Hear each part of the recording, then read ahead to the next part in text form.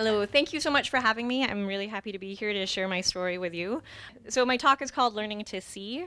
And as was denoted, I did not grow up over here. I grew up in False Creek as part of the new False Creek Cooperative Housing Association. So, this was sort of a reimagining of South False Creek, if you're unfamiliar with the area, with cooperative housing and various types of housing implemented.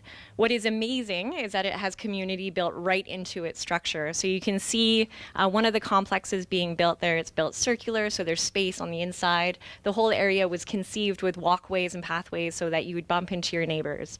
It was a fantastic place to grow up. So it didn't only have community in the structure, but it also had community within the way it ran, its organization. So it's not a form of rental housing, as some people might think. It is a form of home ownership. So together as members, we own the space. And because of that, we have to take accountability for it, and we're part of creating it. So you can be part of the newsletter team that puts together the newsletter. You can be part of the gardening committee, the finance committee. But we need people to be involved in order to make things happen. So it was an intensely playful place. So this is friends and I in the center of the co-op. There was always people to run out and play dress up or whatever you want with you. So it was very playful, cooperative, collaborative. During this time, so in the early 80s, my grandfather, Bill Johnston, seen there in the photo, had a desire to be closer to nature. So he was a hunter, a fisherman. He wanted to move from Vancouver over to West Van.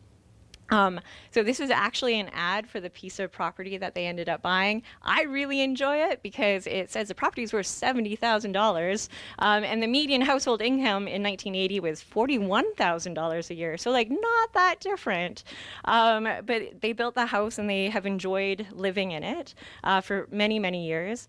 And for me, as possibly, the grandparent-grandchild relationship, they were always giving us a ton of attention and gifts, that this place also represented a ton of abundance and independence for me. Their house, pictured here on the right, is very separate from other homes, right? I grew up in the co-op housing on the left, where we're living right beside our neighbors.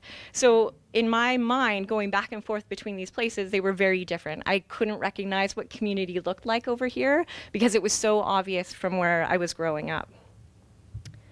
So in 2014, I got married, but about a month and a half later, my grandfather passed away. So myself and my new husband moved into the West Vancouver home with my grandmother so that she could live in place. So this began a real exploration of what West Van was, mostly probably because I have a faithful companion, Sierra, pictured there, forcing me to explore more and more. So many of these places are probably places you've enjoyed growing up, or if you're new, maybe places you're exploring as well. It was fantastic to slowly discover them. What I found really kind of neat was how the secrets of West Van that people who grew up here keep close to their hearts, as how they started becoming shared with me.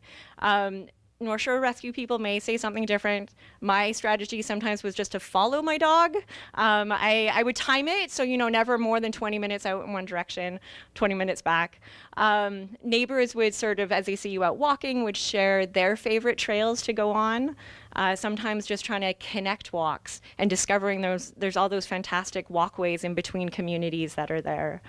Lastly, also learning to see trails. So particularly in the winter when the snow falls and you can actually see somebody's footprints heading off into what you didn't know was a trail before. So the trail is becoming more obvious seasonally. That leads me to birding. So being outside here in this wonderful wilderness and old growth forest made me want to understand the area more. So I'm a geneticist by training. We deal with very small molecules in clear liquid all the time. So being able to see and touch things and explore things was pretty new and fantastic. At this point in my life, I was juggling a couple jobs, volunteer work, helping my grandmother through this transition. So being able to do something that required you to kind of totally get out of your head and just focus on something else, something fleeting, which takes all of your attention, was really fantastic. I love that it's something that you can practice without buying a whole bunch of fancy equipment. Like you can, for sure, but you don't need a ton of fancy equipment. And you can practice it anywhere, anytime. It also is an activity that has a long history of conservation, promoting community through annual bird counts, and of course citizen science, and what scientists wouldn't like a bunch of data. I'm very thankful to the Lighthouse Park Preservation Society for introducing me to birding. So it was seeing an ad for the monthly bird counts that got me out. This is a picture of us down on Shore Pine Point, where we set up a scope and have a look over at grebe islets to look for shorebirds. It was through this community that I really got to explore what birding was. And it was where I found a community that I recognized. So these were people that were working towards a shared goal that made use of everybody's diverse skills, and that people who were just really grateful for any amount of contribution. So if it was a newcomer coming out to a bird count, that they were very patient as I learned to distinguish a squirrel from a bird, which is sometimes all you can do. Being able to sort of spot a bird and then get the binoculars up without losing it, also a skill. And it's been fantastic to work alongside them. So Lighthouse Park has a few main goals. So one is educational, and they achieve this through creating fantastic newsletters, of which there's a few in the back, as well as informative talks, which you may have come to in this same room. There's also a component of protecting the natural integrity of both the park and surrounding areas, which, are fantastic activities to be involved with. So this sort of comes to, why do I enjoy doing this work? I wasn't quite sure if I would like birding, if this was something that I would continue with, and it really has struck a chord with me for two main reasons, and they're kind of selfish perhaps, but I think that's okay. So the first is special permission. So Lighthouse Park, beautiful place, old growth, please do not trample through the bushes. As being a park steward, you get this special permission to go off trail a little bit. And that's fantastic.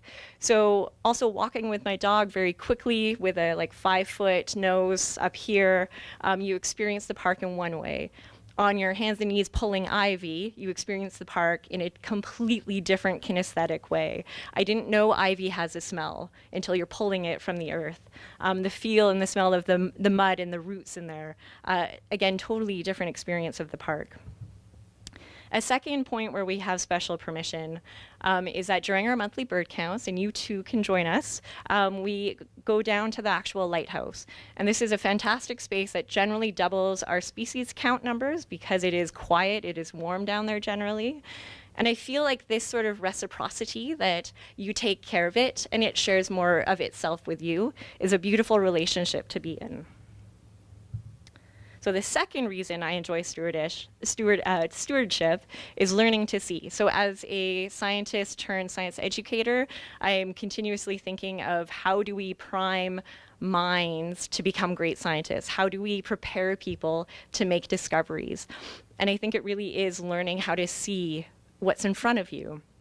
So this is a foxglove that I probably would have walked by without noticing, but walked by it and went, that looks different. And now I had a community of people to take a photo and send a photo to ask if anybody knew what it was.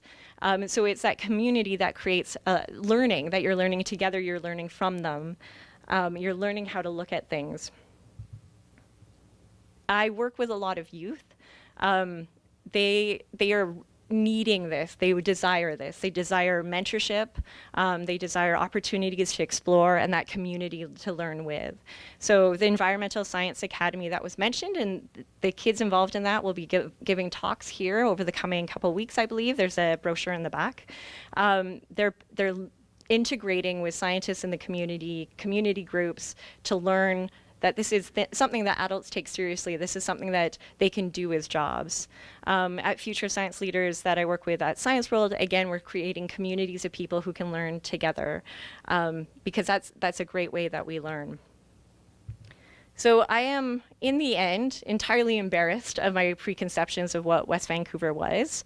I naively could not see something that was in front of me because it just didn't look like what I recognized.